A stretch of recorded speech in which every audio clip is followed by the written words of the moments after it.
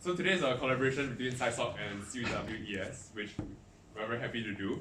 And today's speaker is Dr. Gemma Bale, and she is the Gianna Angelopoulos Lecturer in Medical Therapeutics and the head of the Neuro Optics Lab. And her work focuses on developing new non-invasive brain monitoring techniques for the measurement of cerebral oxygenation and metabolism in areas where traditional brain monitoring isn't possible. So after this talk, we'll also be having some pizza and some drinks. So feel free to stay around and hang out with each other and hang out with Dr. Gemma. So without further ado, please put your hands together to welcome Dr. Gemma. Can everyone hear me, or do I need to the mic on? We're okay at the back? Yep. Good. Okay, so thank you so much for inviting me, and thank you all for coming this evening.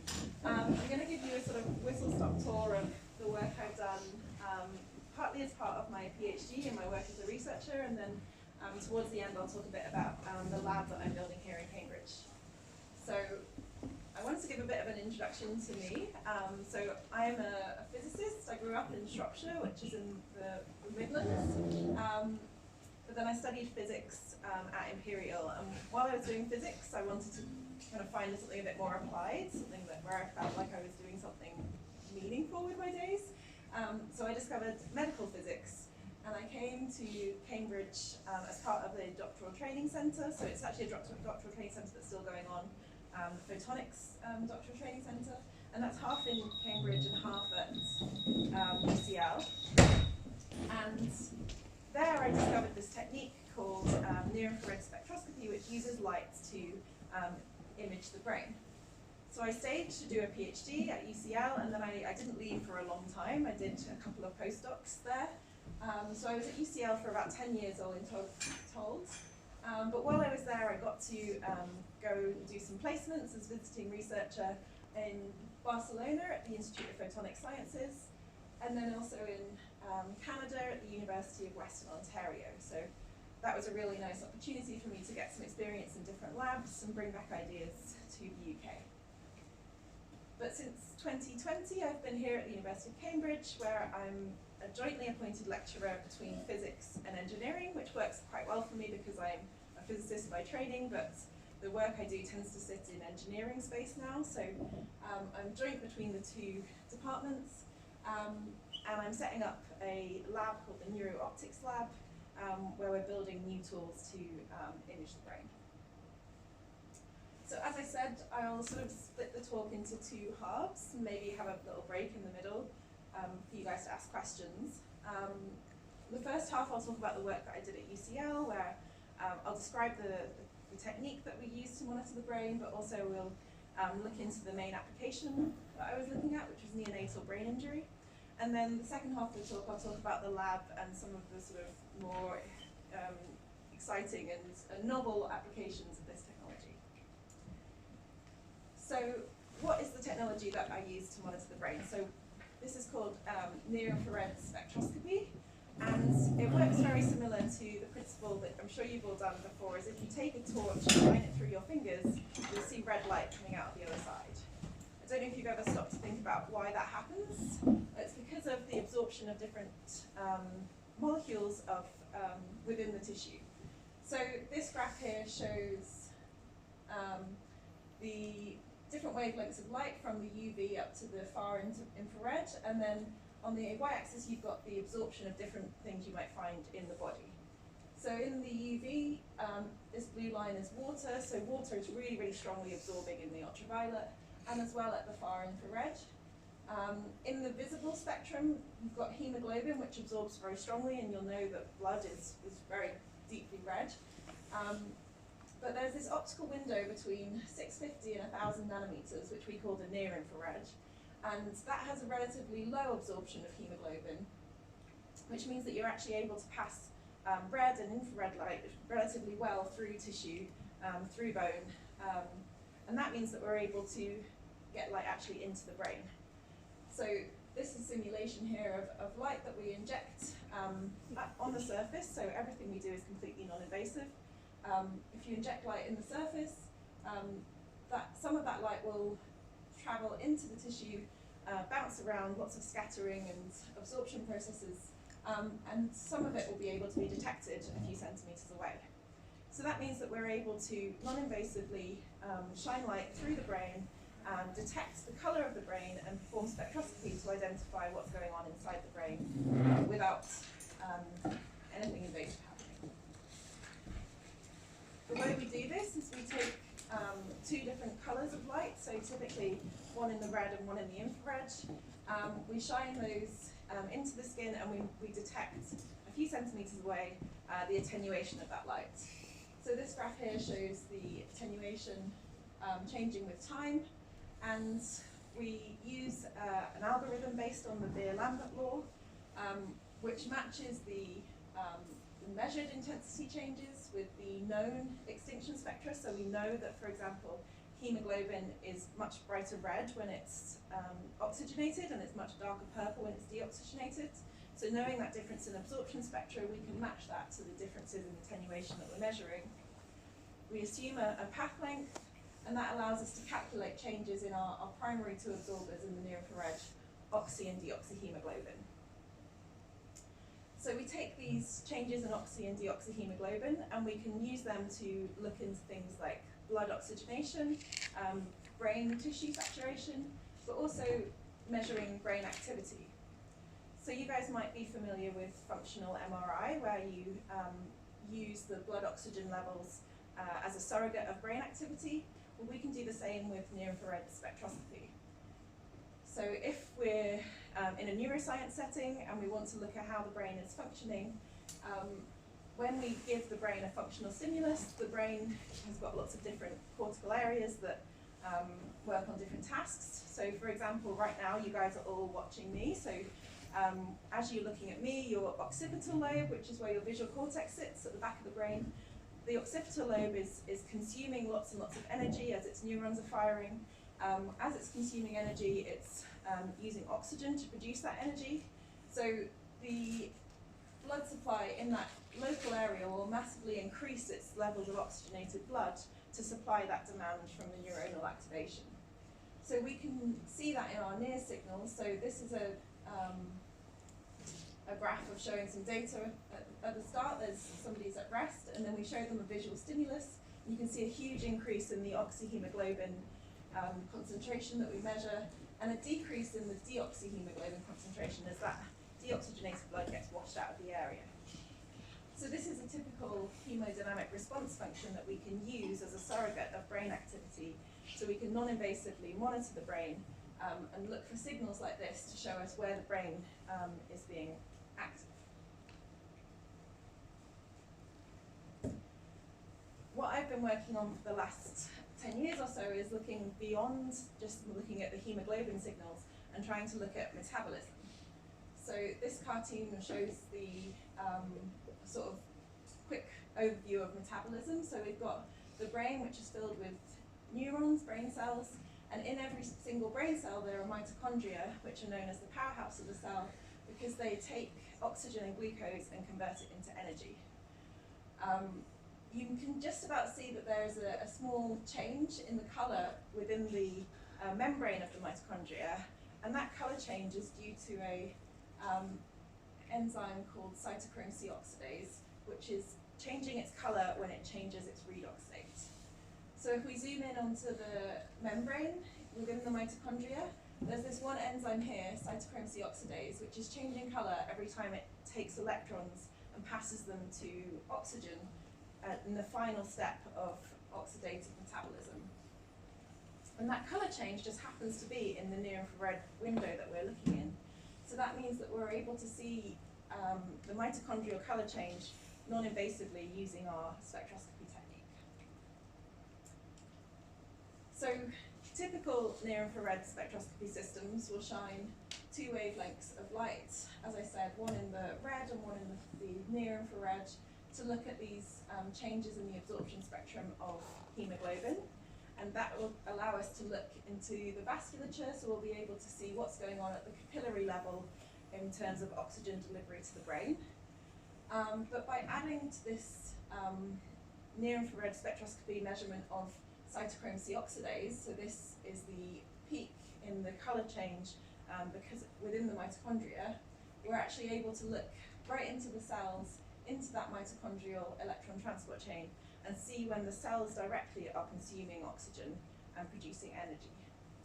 So in order to do that, you'll have seen that we've had to widen our spectroscopy region with a broadband measurement.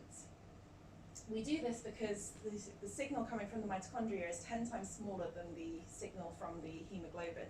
So in order to accurately pull out the changes in light attenuation due to the mitochondrial changes, we use many, many, many wavelengths, in fact over 100 wavelengths of light, to just get a handle on that signal to noise and pull out those optical attenuation changes that are really quite small. But in order to do that, we need to do some engineering to allow us to capture that full spectrum. And this is the spectrum recovered in 2 different oxygen states. So this data is from a brain of an animal in a preclinical trial. And this is the absorption spectrum of light coming through the brain when the animal's at rest. So that's the black line.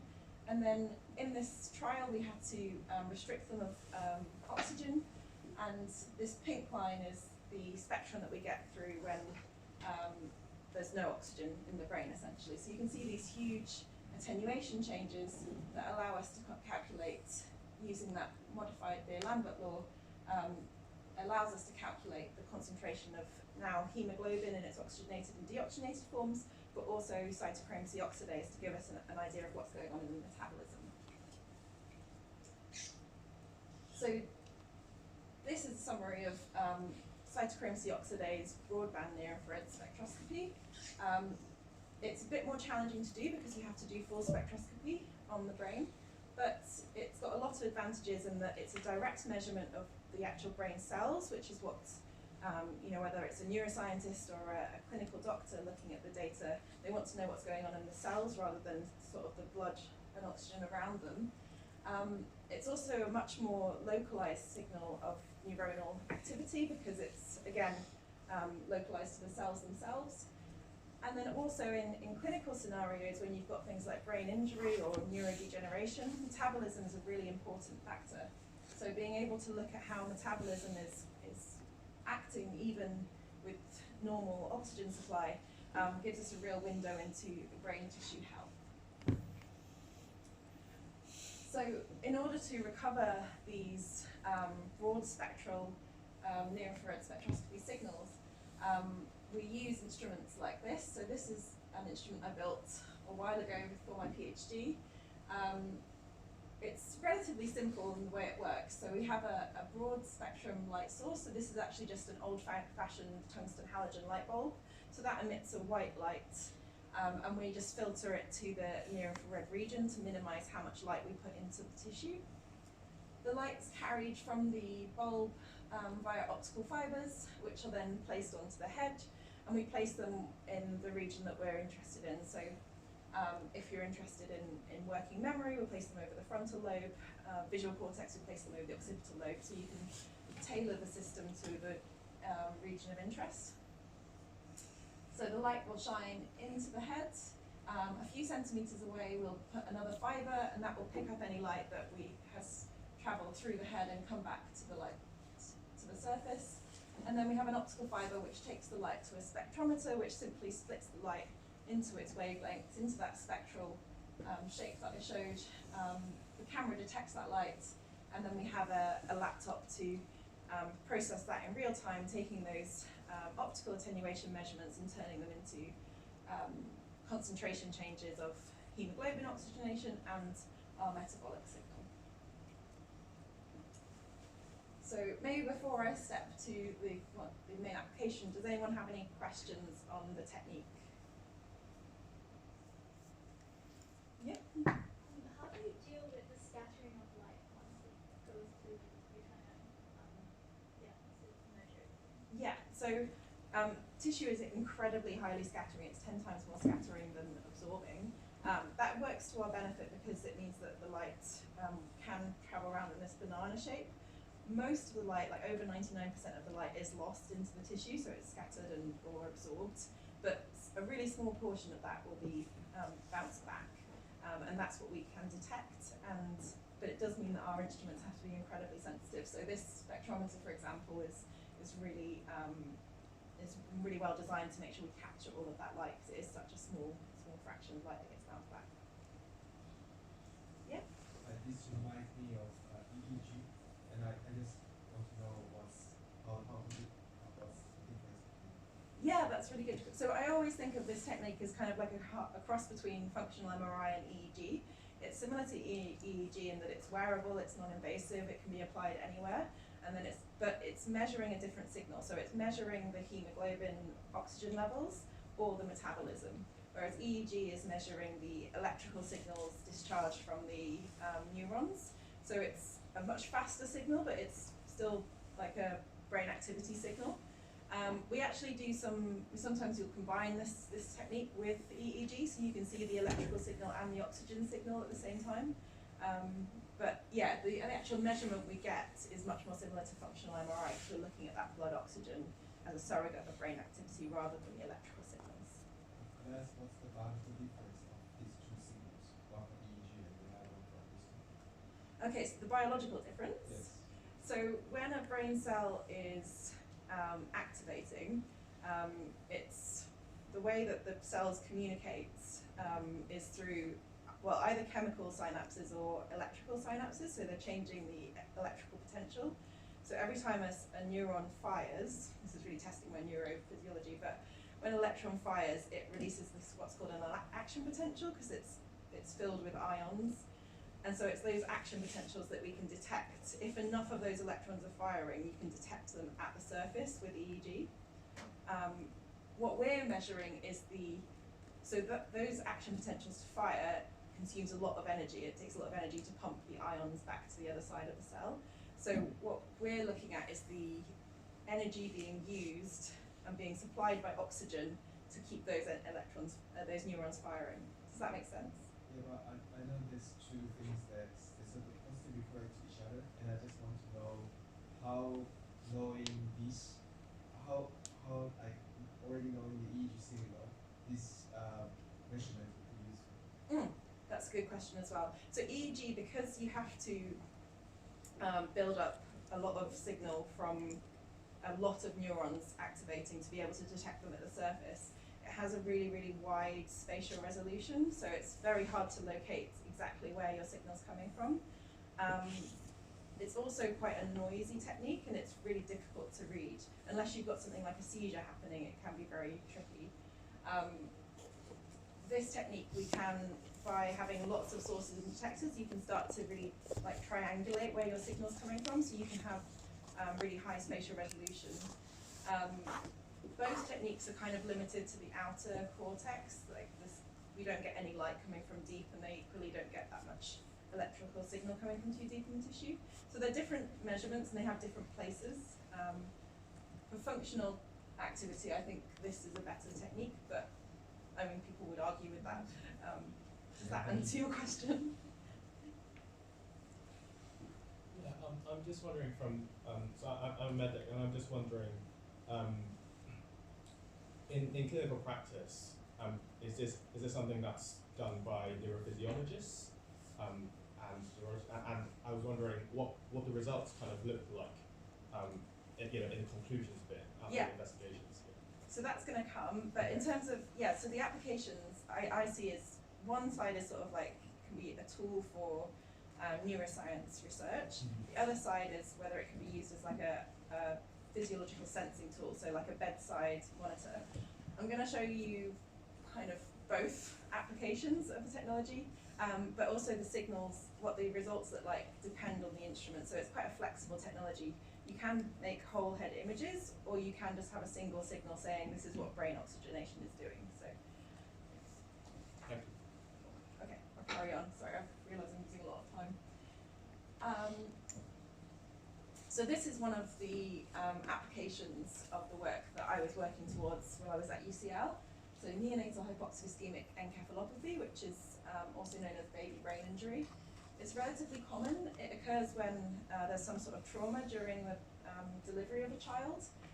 Typically the pregnancy will be completely normal, it'll just be the birth. There's some sort of incident and the baby is deprived of oxygen for a while. So the baby is like immediately rushed into intensive care and then treated normally with cooling therapeutic hypothermia. But while the baby's in intensive care, it's really difficult to know how the brain's doing. Some of these babies will go on to live completely normal lives. Some will have really severe neurodevelopmental disorders, or perhaps will even die. So it's a really wide range of outcomes, and it's very difficult to treat because the doctors don't know why, well, how exactly the baby was injured, but also they don't know what's going on in the brain until they can take them to an MRI scanner. Currently, the best way of assessing the brain injury is with the MRI measurement of metabolism. So that's why this technique was brought into the neonatal intensive care unit to see if we can monitor metabolism and oxygen levels while the baby's still in intensive care, and see whether we'd be able to impact the treatment. So this is the kind of clinical environment in the intensive care unit. So we've got a baby in the incubator here, and lots of other monitors. So this is the EEG system here. There's lots of things delivering drugs and treatment, monitoring things like heart rate and blood pressure. And then this is the NearInfrared Spectroscopy device that we've added here. And you can see it's really challenging to work in that environment. We have to work really closely with the doctors to bring something like this in. But we managed to fit our probes onto the forehead of the baby where there was some space. The rest of the head was covered with the EEG. And we've managed to monitor over, I think it's close to 200 babies now, since we brought this device in 2014. So while we're monitoring, we're also looking at what the doctors would normally see for these babies. So they'll normally be looking at things like heart rate, blood pressure, blood oxygen saturation. But we're adding what's going on in the brain to that. So these are the signals that we get from the near-infrared spectroscopy. So you can see, like, for example, here there is a big decrease in blood oxygen levels in the brain. There's an increase in metabolism. So we get added signals to that big clinical picture. But that's really challenging to make a diagnosis or an estimation of what's going on in the brain just by looking at this. So that's where we had to do some engineering and do some signal processing, data analysis to try and find essentially a biomarker to say, how well is this brain performing? Do we need to have additional treatments for this baby in particular? So I'm just going to go through one method that we looked at this data. We actually looked at, well, we're still looking at lots of different ways of analysing these signals, but this was one of the clearest, both to describe, but also in terms of the results. So while these babies are in intensive care, they quite regularly have what's called spontaneous desats, so dropping their oxygen levels. So this baby, this is measured on a pulse oximeter, so an oxygen percentage of between like 95 and 100 is normal. This baby dropped from 95 down to 75, so this is a really big event. So this is what's going on in the body. We looked at the near-infrared spectroscopy signals to see what's going on in the brain, and you can see that the blood oxygen in the brain is also dropping with the body. But the green line is the metabolism, and you can see metabolism stayed stable. So despite a big loss of oxygen in the brain was still able to keep producing energy. So we defined this sort of gradient biomarker, basically no change in metabolism while oxygen's changing. And this data was all collected in the first 3 days of life. This MRI scan was collected two weeks later and showed a really good outcome. So it looked like baby had low metabolism, a normal metabolism, a good outcome. This baby had a completely different picture, so this baby did not have a good outcome. And the picture of what we saw in our signals was also really different. So this baby also dropped from about 95 to this time only 80%. And what happened in the brain was that the oxygen level came down, but also the metabolism came down. So the brain wasn't able to withstand and keep producing energy as normal throughout this event, which means that their metabolism was really dependent on their oxygenation, and that matched up with their clinical picture. So this was a really poor outcome. We looked at this in 54 newborn babies with brain injury, And we found on average, the babies that have a good outcome, a favourable outcome, had this really solid gradient. The metabolism wasn't affected by drops in oxygenation, but the babies who have the poor outcome do have this really strong coupling between metabolism and oxygenation. So we use that as a way of classifying the babies, and we had relatively good predictive power. Not amazing, and nothing that we would take to clinical trials to do with anything yet, but a really good positive impression that showed that we are measuring something that is clinically important. We've looked at a lot of different other metrics. So this one is looking at the way that the blood pressure changes the metabolism. And we also saw, again, you could split the babies between good and bad outcomes. We also looked at how the oxygen and metabolism changed while the baby's being rewarmed back to the normal temperature after the treatment. And again, you could split between the different groupings. And then the other thing that was really interesting was that occasionally these babies would have seizures, like especially after the rewarming back to normal temperature. And one thing that was really interesting is that the purple here is the AEG signal, and whenever it rises from baseline is when there's seizure activity. What we saw was that the metabolism signal in green was almost perfectly synchronized with that electrical activity. So kind of going back to your question actually, that the metabolism and the actual neuronal activity of the cells is much closely linked, whereas the hemoglobin signal was offset, so there was a response to the metabolic changes. So one avenue that we're investigating now, and one of my former colleagues is now has a fellowship to look at, is whether we can use this metabolic signal as an identification of seizures. Another thing that we worked on is trying to take these devices and make them a little bit more portable. So we built mini Cyril. So this is original Cyril, so the big broadband light source and spectrometer. And now we have a miniature version which is very portable. I've taken regularly on a backpack around the world with me to lots of different research labs. I think there's now about 10 mini Cyrils around the world monitoring metabolism. So that's been a really nice outcome from that work, in that we're able to do this broadband spectroscopy but in a more easy to use setup. I'm just going to skip through this because I'm worried about time. But yeah, as a summary from my work at UCL,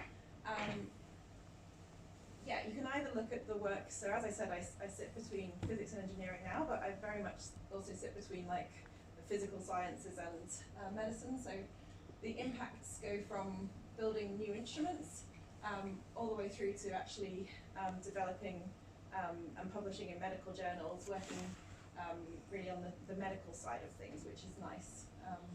And this map here shows yeah, all of the areas of the world that have a mini Cyril, so we're slowly taking over the world with our metabolic measurements. Okay, so before I move on to that, do we have any questions about the babies? Yeah? I just have a question about the resolution of the machine. So you mentioned the spatial resolution. So is the temporal resolution similar to FMRI? It's actually better than fMRI. So with NIRS, when you're just doing the oxy and deoxyhemoglobin, so you just use 2 wavelengths, you can go. We've just built a system actually that's 50 hertz, so we can start to see some quite interesting earlier dynamics. The broadband system, to get metabolism, we tend to run at 1 hertz, but that's still quite fast. Yeah, fMRI is sort of similar, or a bit slower than that. Cool.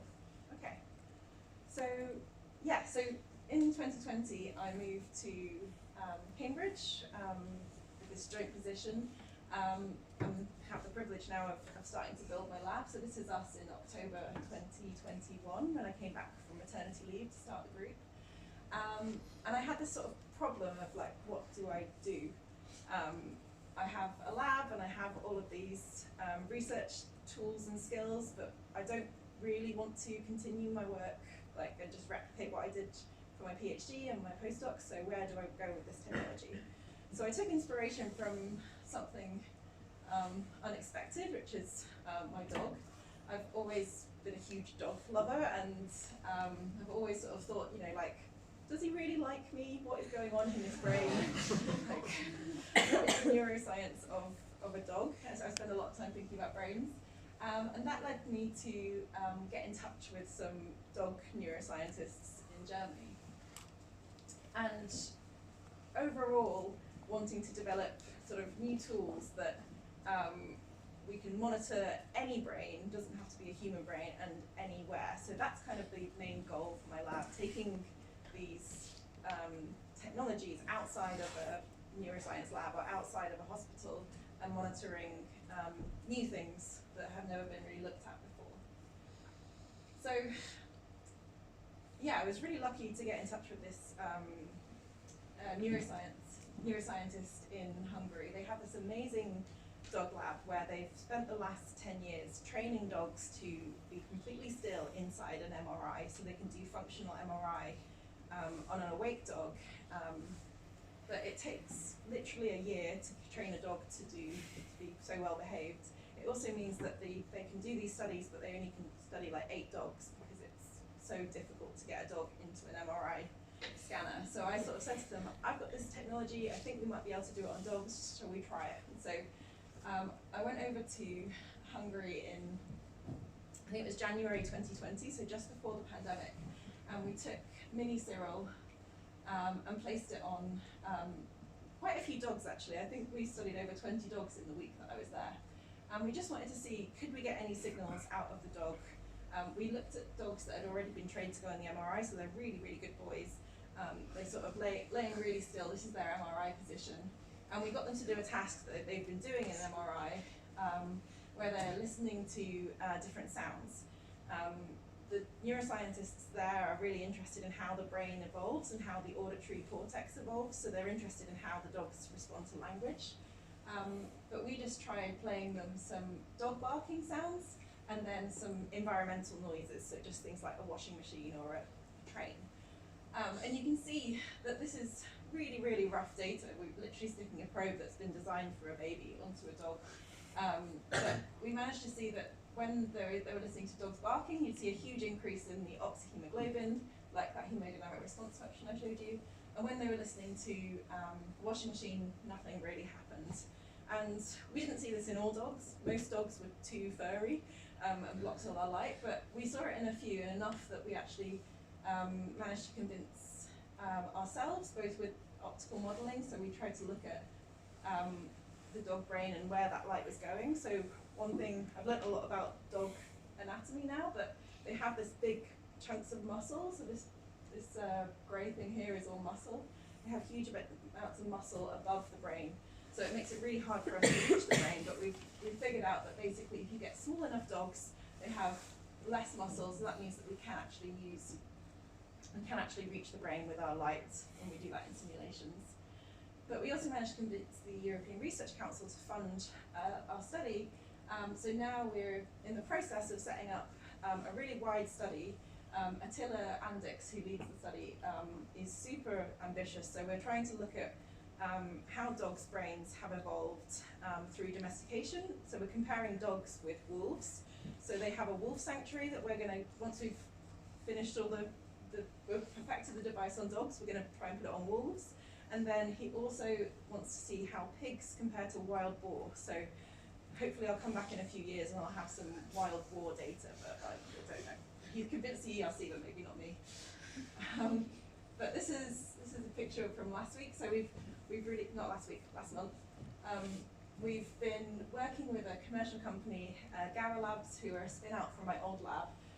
So now we're developing these dog caps. So we're trying to measure the brain of the whole brain of the dog. So far it's just being tested on a few animals, but we're replicating a study from an MRI on the same dogs with the same protocol to see just as a proof of concept. But hopefully we'll start to move to the other animals soon.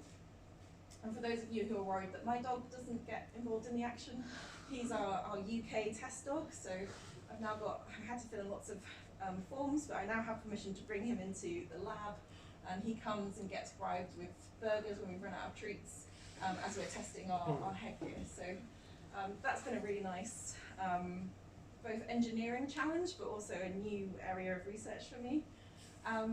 But while I was kind of getting into the world of dog neuroscience, I got in touch with, I saw this paper by a guy from University of St Andrews in Scotland who's doing seal near-infrared spectroscopy.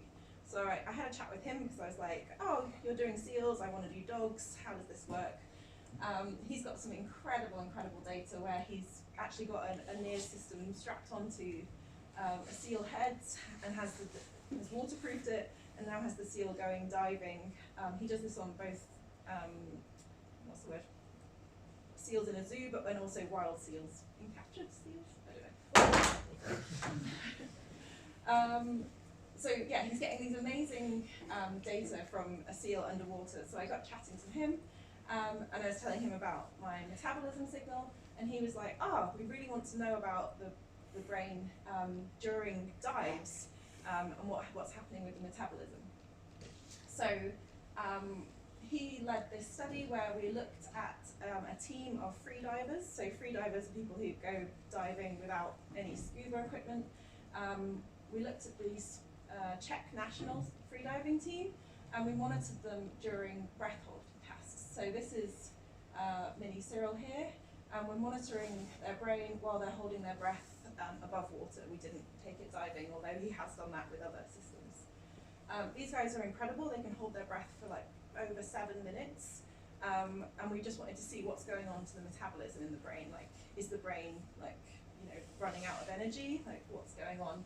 And he wants to look at, because he's a marine biologist, he wants to look at what's the difference between a seal brain and a human brain, and how can they handle that in terms of their metabolism. So yeah, we put some NearInfrared on their heads, got them to hold their breath, and we got this amazing data where we can see this is their blood oxygen saturation. So it's similar to what we saw with babies, that the saturation's dropping from like 100 to, in this case, to barely anything. And we can see what's going on in the brain with our cytochrome C oxidase metabolism signal, weirdly increasing. And we saw this again and again. So we're now working with, we've had to recruit some physiologists to try and understand what's going on in the brain of these divers, because it kind of breaks all of our understanding of the brain. But this has been really exciting, and we're kind of, it's a really hugely multidisciplinary team pulled together to try and understand this data of what's going on in the brain of awake people when they've just got no oxygen. So yeah, that was a really nice, I mean, it's an ongoing collaboration that kind of came from the dog work, but now is really interesting in terms of the physiology, and also links back to the work with the babies, because we're trying to understand what the brain is doing when it's not got any oxygen. So that's been an interesting avenue as well.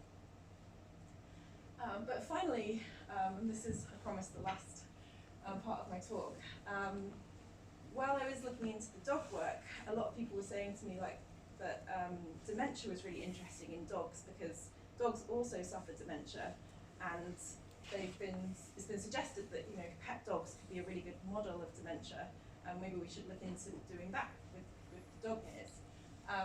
It made me look into dementia more generally as a human project, and we now have started looking into dementia in the lab, because it seems to be a really good case for a wearable technology that can monitor metabolism. So I'm sure I don't need to tell you, but dementia is a really big problem, and it's massively increasing, and it's really expensive because we can't treat it. And currently it's really hard to monitor and diagnose. Now I've got these colleagues at Adam Brooks who are psychiatrists diagnosing dementia. I didn't realize how difficult it is to actually diagnose the difference between, say, Alzheimer's dementia and Lewy body dementia. They have so much overlapping symptoms that it's really hard to separate.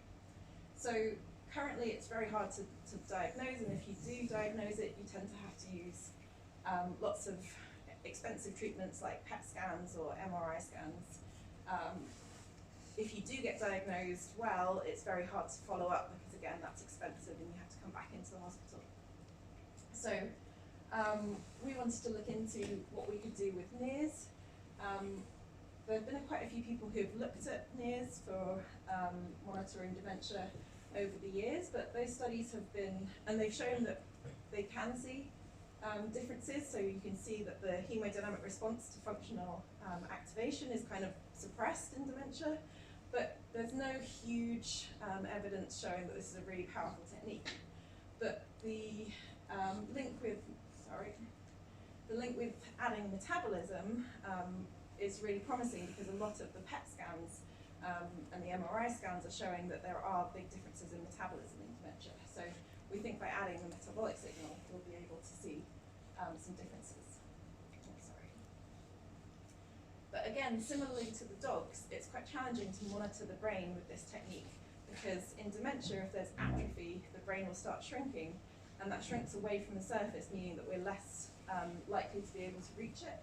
So this is a brain here, where you can see it's really, really far back from the surface compared to what we would normally assume. So it's very difficult to be able to deal with that challenge. So in order to address that, we've gone for a technique called high-density NIRS, or high-density diffuse optical tomography, which means that we put lots and lots and lots of sources and detectors on the head in a really high-density configuration.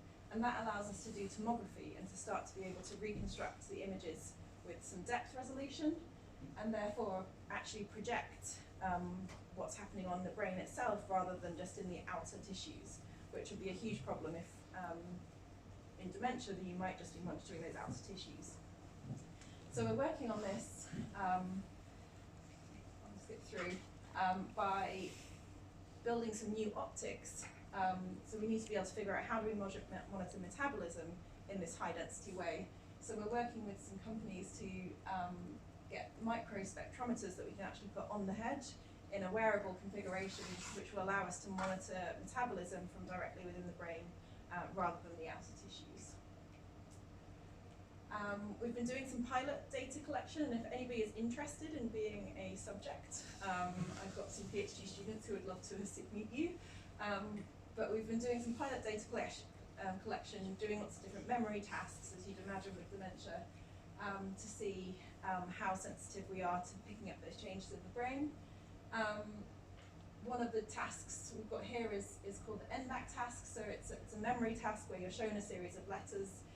In the 1MAC case, you have to press a button if you've just seen the same letter on the slide one previous. In the 2MAC case, you have to do it if you've seen it two previously, so it means you have to constantly remember things.